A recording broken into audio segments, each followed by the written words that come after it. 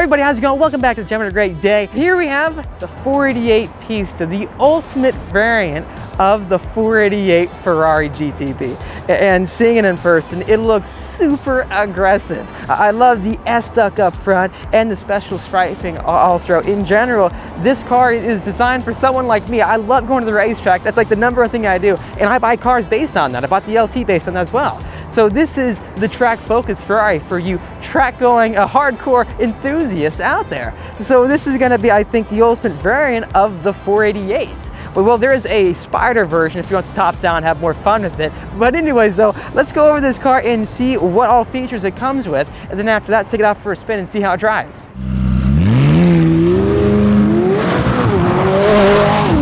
So coming up to the front of the 488 Pista, you gotta love it. I mean, this is my favorite design Ferrari ever. It just comes together super well. And right away, just like the F8, you have an S-Type, but this is much more aggressive all throughout. The surface area is almost double the width, I believe. This helps to bring up more air to push down the front axle, providing for more front end downforce, just like what they did with the F8. So in general, when you look at this car right here in the F8, you can tell how what Ferrari is doing is that they're using the great technology that makes this car so fast on their high-end 488, and then trickling it down to the more approachable cars out there, because the F8 is being produced much more than the Pista. This was a limited edition variant for the 488 series. So it's funny seeing how they put this engine from this car into that car right there behind me. You do have the full-size headlight up front. So when it comes to the F8, as you can see with this shot right here, they completely cut the headlights in half to provide for front brake cooling,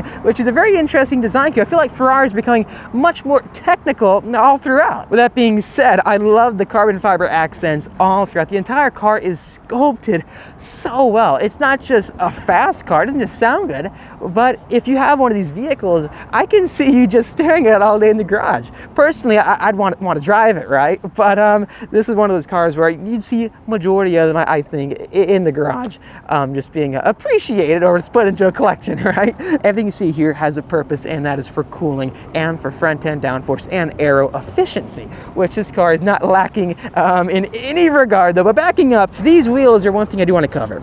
So there are a wide array of different options when it comes to ordering and speccing out a Pista. And one of the most expensive options are actually the custom carbon fiber wheels made from Carbon Revolution, the same company that makes the wheels on my GT500 track pack I used to have, and even my GT350R. So really what carbon wheels help to do is that they're much stiffer than their aluminum counterparts, and also they have much more stiffness, rigidity. So there's not as much wheel flex going on when it comes to driving hard. In general, it helps to save rotating masses, save weight in that regard, which, if you don't know this, rotating mass, unsprung weight, is even more important than normal weight savings. So if you can lower unsprung weight, the car will actually feel much lighter itself than it really is. Also, one crazy option you can have with this car are Cup 2Rs. This one does not have it, but the one I did track had Cup 2Rs, and the level of grip it provided for was honestly unreal. I think Cup 2Rs are about 1 second to 2 seconds faster than your normal Cup 2 tires. And then with that, you do have your carbon ceramic brakes. Coming this way, we have the amazing Ferrari logo, and there's an option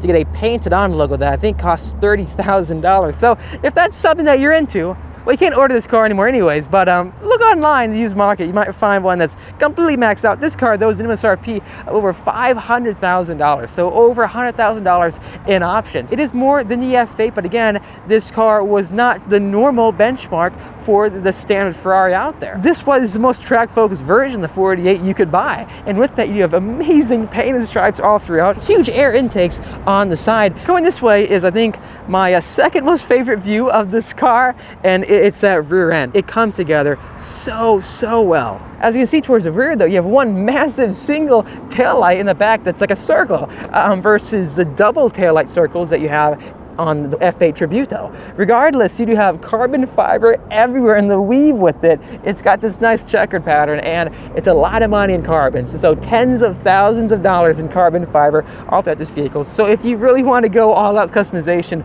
Ferrari really hooks you up. And then not just that, this diffuser out back really helps to make the car plant at high speed by distributing that air swiftly all throughout the bottom of the car. So it's completely covered underneath, and this gives you much more high-speed stability. You'll find the same thing on a lot of high-performance track cars coming out right now. Regardless, so similar to my McLaren, there's huge vent behind the back wheels, which again help to relieve air pressure that you find in these wheel wells. Not just that, also some of the brake heat out of the back. So in general, this thing, it's all about airflow efficiency and then just outright speed and stability. Let's go ahead and hop inside and see how it is on the inside. And then looking again this way, pure carbon fiber absolutely everywhere. It looks amazing. Here we are inside the Pista, and I mean, these doors are the lightest doors I think I've ever experienced. And you have this really nice strap right here on the side that you have to grab, aka that's weight savings if you ask me.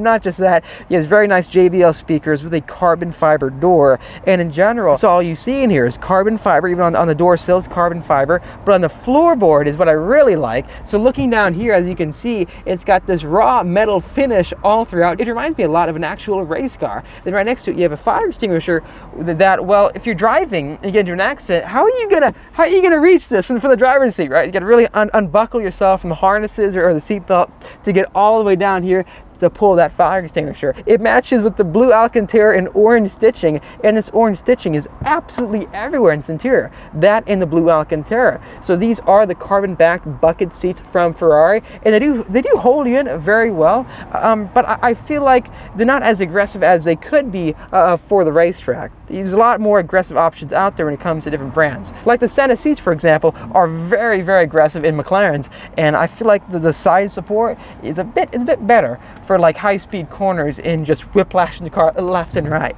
But nonetheless, so same interior basically as a Ferrari 488 with these angled AC vents all over the place, and then with the wrapped Alcantara. What's very interesting is that this entire arm piece right here that houses your reverse, your auto and manual, and then your launch control, it's very stiff. So you'd think this gigantic floating piece would move around, but it's actually very nice with the carbon fiber. So you put your hand right here to raise and lower the side windows. I feel like this entire AC control system is very dated. It doesn't look very exotic. It looks pretty cheap to me. For a car that costs $500,000, I'd expect a better AC control system than what we see right here. So many different spin dials all over the place. On the dash, this is where you control your LCDs up front. So if you want to dial through your entertainment settings or your information systems, it's all done with these toggle switches right here. And this is your volume and then system on and off. The steering wheel, though, is very dated, straight out of the 458 and the 488. And regardless, I feel like it does give you a lot of driver confidence because everything is on that steering wheel. And it just looks so cool with that carbon fiber absolutely everywhere. And I love these huge carbon paddle shifters because the second you pull them, they just instantly click over. Leather wrapped on the steering wheel, and it's got orange stitching all throughout. So I love the customization you can do for this car. Strangely though, I noticed that being inside the Pista, the brake pedal and the gas pedal are so close to each other. Just look at this. This car just feels raw. Let's go ahead and drive it. So here we go, driving the 488 Pista on beautiful Pacific Coast Highway here in California. And surprisingly, it drives so smoothly, the ride with it. I mean, you wouldn't tell this is the most hardcore Ferrari that you could buy for the 488 platform. Anyways, though, right behind the C8 Corvette, and this way towards our right should be some really nice curvy roads to get a good feeling of how this car actually drives. I can't wait to drive this and then feel how it is compared to the F8. So right now it is in a race mode. So going into sport, that softens everything up, right?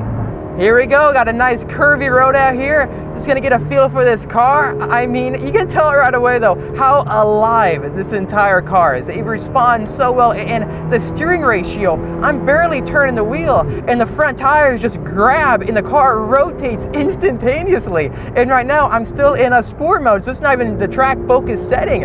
And the car, it's really gliding over these bumps very well, and I can tell that this car, it wants to be revved out and have fun. And interestingly, the paddle shifters are mounted on the steering column itself, like every other Ferrari that you see out there, but it's different when you go out of a McLaren 600LT where it's mounted on the steering wheel, because you have to keep in mind where you got to move your hand up to shift or downshift.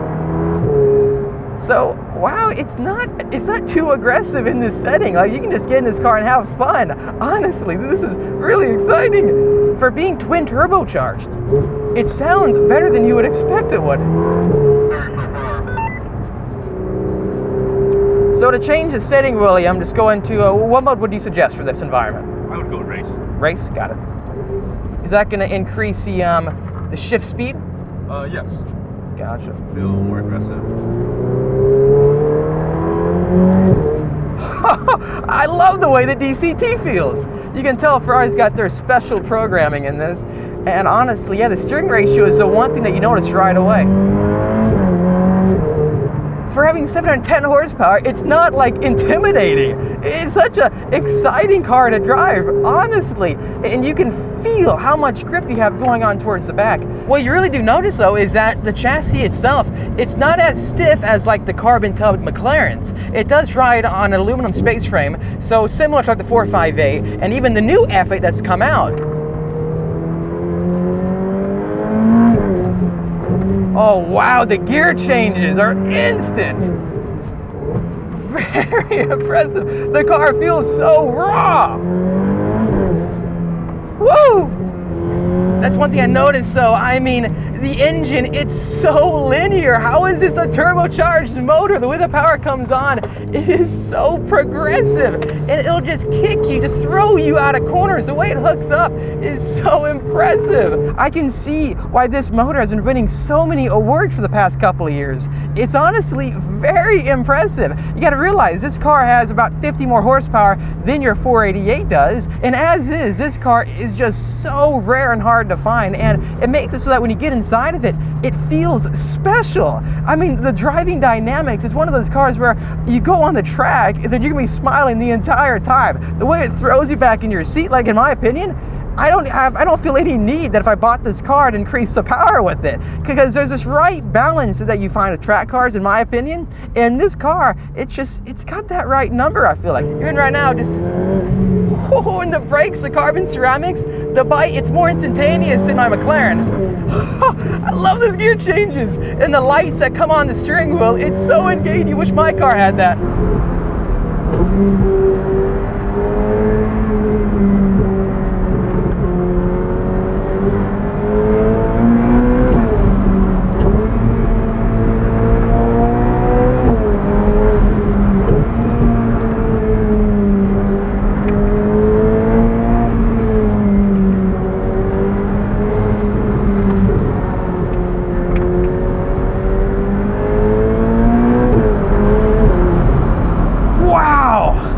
Momentum you can carry cornering it's like nothing. It's like a go-kart. Decreasing radius corner right here. It just darts left and right. The steering ratio has got to be one of the best I've ever experienced. I think it even feels a bit sharper than the 600 LT.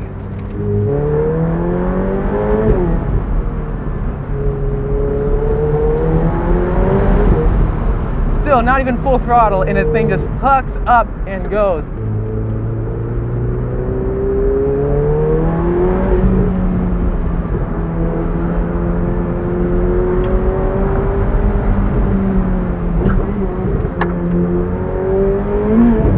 So it lasted a tiny bit there, but the car comes back to you. You can tell that the traction control systems, even though we're in race mode, it's allowing for a tiny bit of wheel spin, but the car, it's not gonna kill you, at least in this kind of an environment. It's really, really progressive.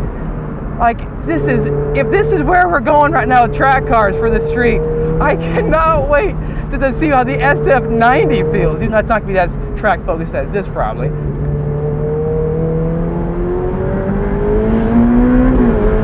Whoa, so yeah, full throttle, it really kicks you into the next gear.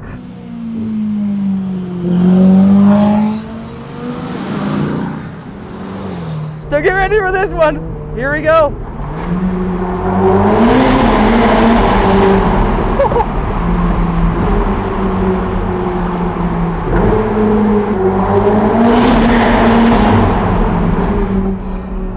We're getting wheel spin. Oh my gosh, this thing is so raw. I love it.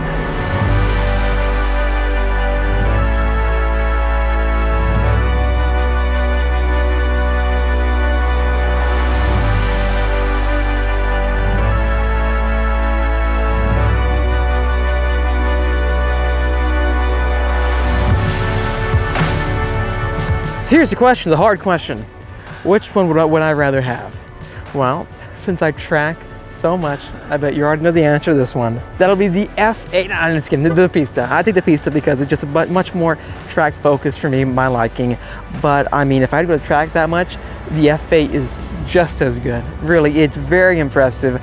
It's so crazy knowing how they put the Pista motor in the base Ferrari now. Which one would you rather have? The best of the 488s or the beginning of the F8s? You get a new tech, you get a revised interior, and then that F40 design louver setup on that back window. I love the way this car comes together, the design with these quad taillights in the back, 4 in total, and these vents, and the in-canal exhaust. It's a really impressive car, and it comes alive. I mean, like driving this car, it makes you realize why you buy a Ferrari.